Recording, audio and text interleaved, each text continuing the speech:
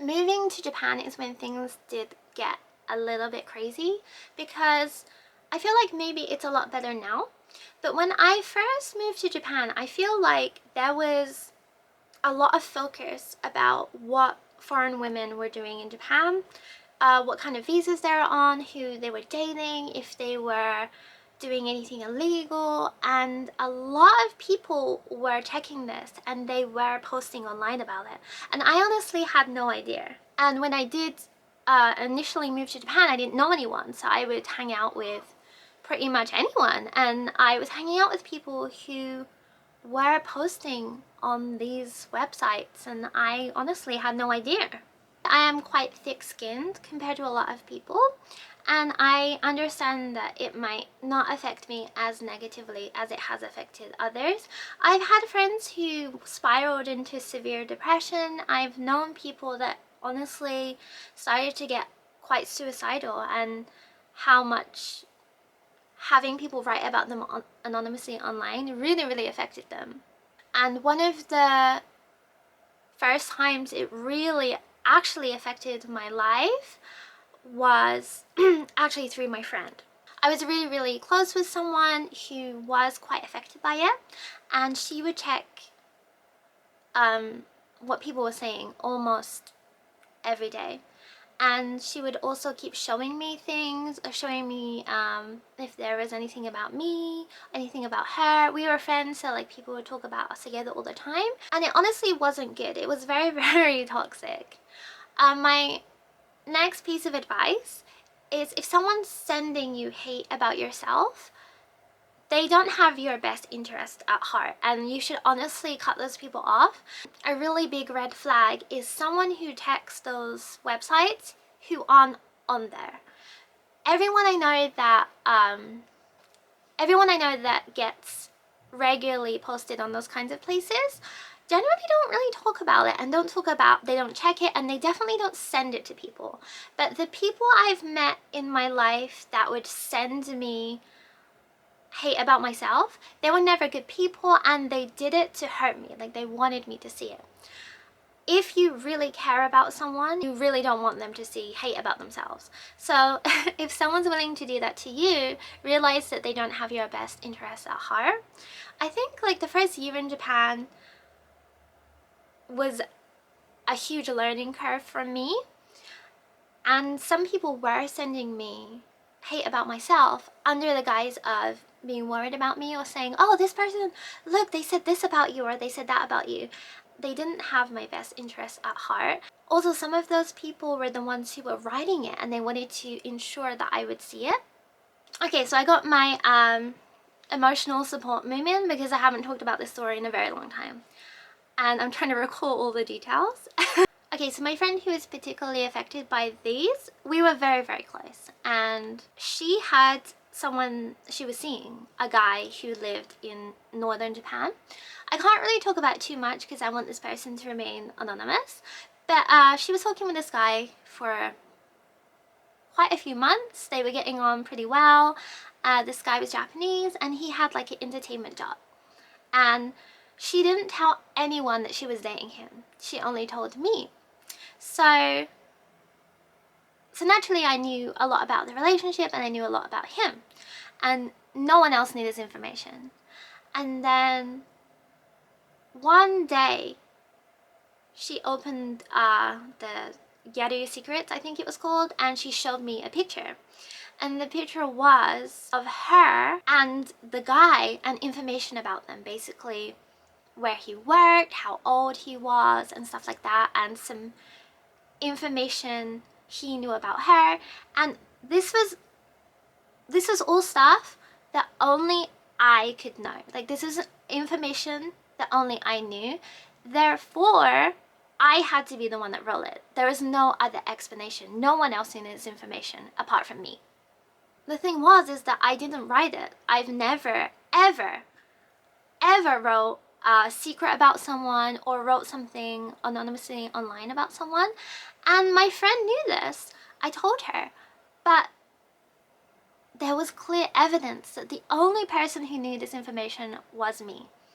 And the guy didn't speak English, so it had to be me. Like, like it got to the point where I thought, did I write this in my sleep? Did I do this subconsciously? Because the only person that could have done it was me. So of course my friend was really angry, and it didn't matter that she knew my nature. It didn't matter that we were really good friends. I mean, the evidence was there. Like, I did it. There was no way of me talking myself out of this one. Like, that was it. Our friendship was completely over. And we didn't talk for a couple of days. It was honestly a really, really bad time. I felt really, really bad. I didn't know what to do. Like, there was no way of me to talk myself out of this situation. And even I started to feel like I did it. Like, I was apologizing for something that I didn't do. Then an angel arrived. My friend is an incredible internet sleuth. Honestly, she's like a modern day Sherlock Holmes. She found a blog where a foreign girl in Japan was talking, and she was talking about the guy that my friend was dating and all this information. And it turned out that that girl somehow knew that my friend was dating that guy. I guess because he's in like an entertainment job.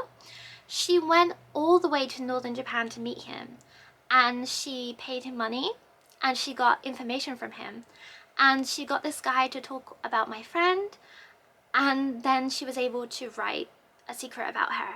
And I don't think the girl meant to frame me in this kind of way, but it did end up framing me. But luckily, because we had the blog, I could finally prove that it wasn't me. So yeah, my friend really apologized. She honestly felt really bad about it, but by that time, it just did irreparable damage to our friendship. I wasn't sure that I could trust her again. I was really, really nervous. She said a lot of really mean things to me, and we ended up just not being friends anymore. And that was honestly awful. And it was the first time I realized that people talking online can have real world consequences, and that really scared me. And I remember at that time I started to get really paranoid, and I deleted everyone off my Facebook that I didn't really know. I wouldn't really tell anyone about my life and stuff like that, and I was honestly that way for like a couple of years. I was just really, really paranoid. And I was paranoid about the people around me. I thought, you know, what if this person isn't really my friend? What if they are just using me and stuff like that? And that was probably my most toxic mindset, because it really put up a barrier between me and people who could have been really good friends, and it really stopped me from being friends with a lot of people. One of the biggest revelations for me was when we actually found out someone who was saying a lot of the mean things. Someone sent me a screenshot. And everyone I know tends to know not to send me anything that people write about me online, because I don't want to see it. But this person sent me a screenshot where someone had taken a screenshot of something I said on Facebook, and they had left their profile picture in the image, so it kind of uncovered who that person was. The thing I said was actually kind of stupid. It was I got German and Dutch mixed up, and I guess the person who screenshot it was just calling me an idiot, and I guess I am kind of an idiot. But anyways, we found out that the person who had commented that, they were also posting incredibly racist things about my friends. They were using a lot of slurs, they were using the N-word and stuff like that, so they were just generally a terrible person. And I was really shocked, because when I saw who the person was, it was someone that I had only met one time. They came to Japan on vacation, and they begged me and my friend to meet up with them so that I could teach them how to buy fukubukuro in Shibuya 109, and I met them and I showed them how to do it. And I remember meeting them, and they were very over the top nice to me. They were saying that I was gorgeous and pretty and amazing, and how starstruck they were to me in my presence. It was really almost ridiculous, and they were being incredibly nice. And yeah, that was the last time I saw them. I didn't really interact with them online. And then realizing that for this whole time, that person was running hate, and they would sometimes even They would sometimes even pretend to be multiple people and have a conversation with themselves online and pretend to be 3 people at once all hating me. And it was just really weird because someone who I'd only met one time honestly felt this strongly about me. It made me realize that most of the people who were writing this stuff were all just nobodies. Like they don't know me, they don't know my character, they don't know who I am. We've barely even met, and the fact that what can seem like a lot of people talking about you online often is just one person or like 2 or maximum 3 people, and they just talk to themselves. And when you realize how ridiculous it is and how pathetic it is, it feels really hard to feel bad about it because you start to pity the people that are writing about you. I knew the girl that wrote about me, she had a lot of her own issues. She felt like she wasn't good enough. Because she got exposed as one of the people who was posting online, she ended up getting kicked out of the Japanese fashion community in London. She lost most of her friends, and I guess she just had a really bad time. The interesting thing was, after that happened, her friend sent me a message on Facebook, and her friend said, I just want you to know that what you did was awful, because you posted on Facebook that she posted bad things about you online. She lost most of her friends. She got kicked out of the community. She's crying right now. She's so upset. And you know, maybe if you can post online and clear some stuff up, or just say that she didn't do it, or say that you forgive her, then you know, maybe things can be better for her. Honestly, I've forgiven most of the people that have talked badly about me, or I generally forgive everyone, but this is one of the only times I didn't. I think mostly because she was posting a lot of racist things towards my friends. If it was just directed at me, I probably would have forgiven her, but the fact that she was posting things about all my friends, and a lot of the friends that she talked about ended up withdrawing or becoming suicidal because of some of the things that were said about them online.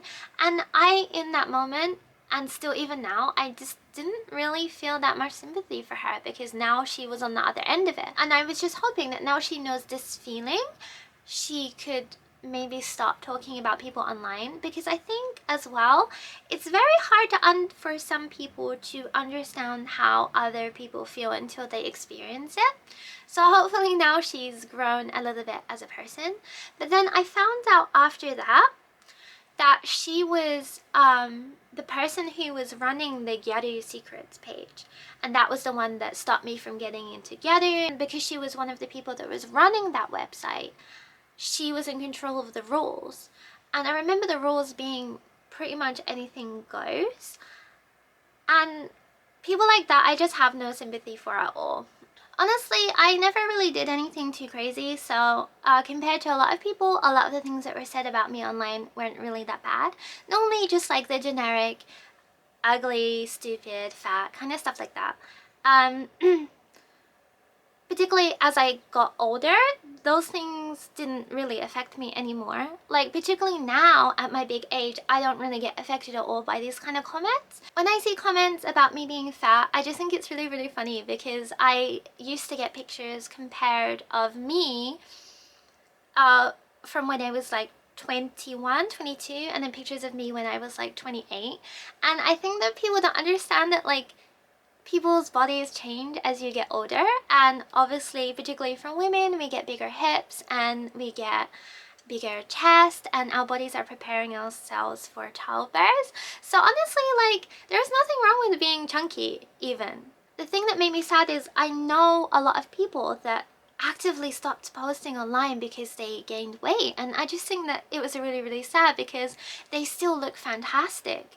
I mean, gaining weight doesn't stop you being stylish, it doesn't stop you being incredible and amazing and beautiful. And I just think that that's the hardest part for me, is watching people that I grew with wearing Japanese fashion, and I kind of like grew old with, in a sense, stop posting because they started to get self-conscious. And that honestly has been the hardest part of being in this community for me. My next piece of advice is never address things that are being said about you, ever. You don't need to. I never talked about things that I saw online. I never addressed them.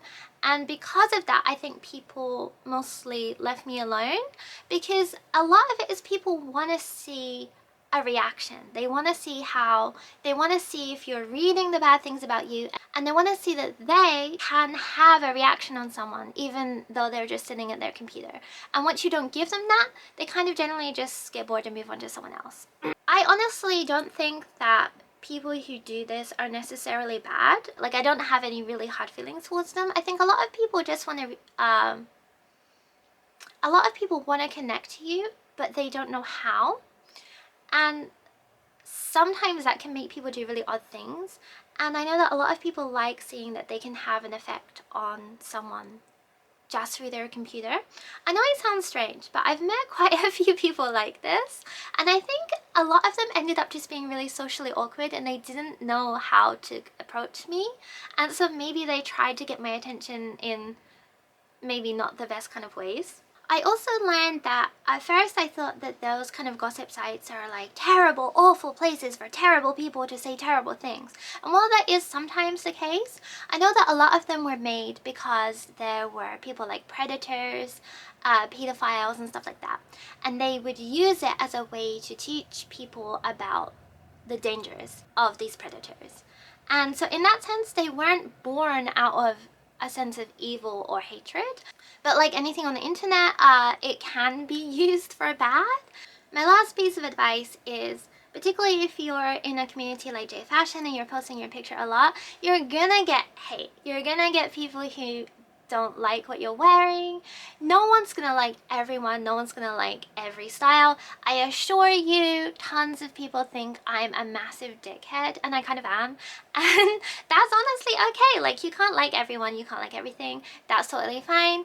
And the fact that you're getting hate also can mean that you're making an impact. Like, someone took that time out of their day to comment that they thought your outfit was ugly, which means at least they thought about it, it was eye-catching, and you know, like, being bad at something is just a stepping stone to being kind of good at something. Lastly, to the person who's watching this video, you didn't deserve to have the things that were said about you online. The things that were said about you online aren't true. You're great, you're valid. It gets easier. Please don't let people saying things online stop you from doing the things you want to do, wearing the things you want to wear, going to the places you want to go, or becoming the person that I know that you can become. Now that I'm 100 years old, I'm so glad that I didn't let the things that people have said about me get in my head too much, and I could do the things that I wanted to do, because honestly, I really love my life. I know it's not perfect, but it's the life that I wanted to live, and it's the life that I built for myself, and I'm really, really, really happy. And I think that you should be too. Like, I feel like we beat ourselves up too much, and now we're being bombarded with information constantly, and constantly having comments about our weight, how we look, how well we're aging. And I know that honestly that's a lot, and I think it's a lot for humans in general. Take as much time as you need and find the coping mechanisms that work for you. Like, for me, I tend to play a lot of video games, and I watch videos of cats and bears, and that makes me feel much better. But for you, I don't know, you have to find your own way of coping things. I know my coping mechanisms are not the best. But anyways, thank you for watching this incredibly rambly video. I don't know, I have a lot of thoughts about this. I might also make a separate video. Let me know if you would like to hear more about this. I have a lot more stories, and I would like to make a more organized video. I feel like this was kind of all over the place, but I really wanted to talk about this, and I hope that you guys are having a good day. Thank you for watching, and as always, please subscribe.